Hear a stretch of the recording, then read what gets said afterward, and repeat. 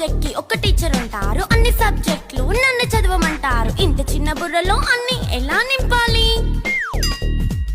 Class work, home work, fair notes అంటారు. Subject కి 3 books పెట్టి బ్యాగ్ నింపుతారు. ఇన్ఫాక్ట్ నా బరువు కన్నా నా బ్యాగ్ బరువే ఎక్కువ.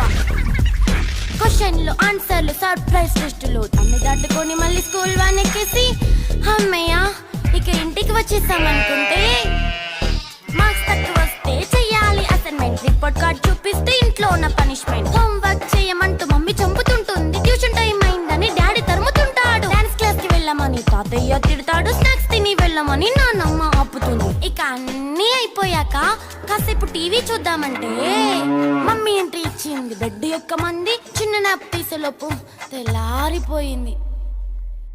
అయ్యో మళ్ళీ మొదలు ఈ స్కూల్ కష్టాలు.